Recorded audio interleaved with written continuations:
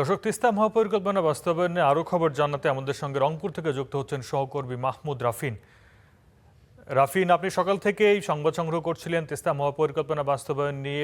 তিন মন্ত্রী তিস্তা পার এলাকা পরিদর্শনে গেছেন, আবারও আশ্বাস দিয়েছেন দ্রুতই এই মহাপরিকল্পনা বাস্তবায়নের। এ নিয়ে সাধারণ মানুষ কি ভাবছে? বিভিন্ন সময় বিগত সরকার, তার আগের সরকারও বলেছিল যে দ্রুতই তিস্তা মহাপরিকল্পনা বাস্তবায়ন হবে। সবশেষ এই আশ্বাস স্থানীয় মানুষদের মনে কোনো আশার আলো দেখছেন কিনা, বা তারা কি বলছেন এগুলো নিয়ে জানাবেন বিস্তারিত।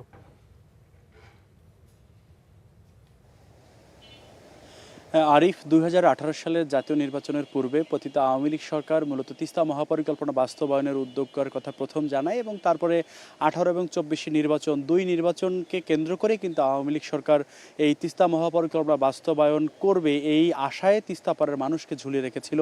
পরবর্তীতে অন্তর্বর্তীকালীন সরকার আসে, তারা এসে জানায় যে এই চলতি বছরের ১ জানুয়ারি এই তিস্তা মহাপরিকল্পনার কাজ শুরু হবে, কিন্তু অন্তর্বর্তীকালীন সরকার বিদায় নিল, কিন্তু এই কাজ শুরু হয়নি। ইতিপূর্বে যে সরকার ছিল তারা চীনের সাথে একটি চুক্তি করেছিল। সেই চুক্তি অনুযায়ী চীন ফিজিবিলিটি স্টাডি শেষে ৮.৫ কোটি টাকার একটি প্রকল্প প্রস্তাবনা করেছিল, সেই অনুযায়ী কিন্তু কাজ হওয়ার কথা ছিল। পরবর্তীতে শেখ হাসিনা সরকার জানিয়েছিল যে এই কাজ ভারত সরকার করবে। ভারত এবং চীনের অর্থায়নের দোলাচলে দীর্ঘদিন বন্ধ তিস্তা মহাপরিকল্পনার কাজ। এই মহাপরিকল্পনার কাজের দাবিতে তিস্তা পাড়ের ৫ জেলার কোটি মানুষ কিন্তু বিভিন্ন সময়ে বিভিন্ন আন্দোলন সংগ্রামে সংযুক্ত হয়েছে, তিস্তা মহাপরিকল্পনা বাস্তবায়নের দাবি জানিয়েছে।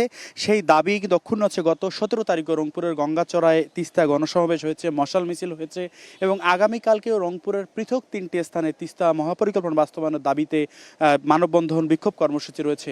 মূলত এই কর্মসূচিগুলো দীর্ঘদিন থেকে চলমান, কারণ তিস্তা পাড়ের মানুষ জানে তাদের আর্থিক, সামাজিক, সামগ্রিক মুক্তির একমাত্র পথ তিস্তা মহাপরিকল্পনা বাস্তবায়ন।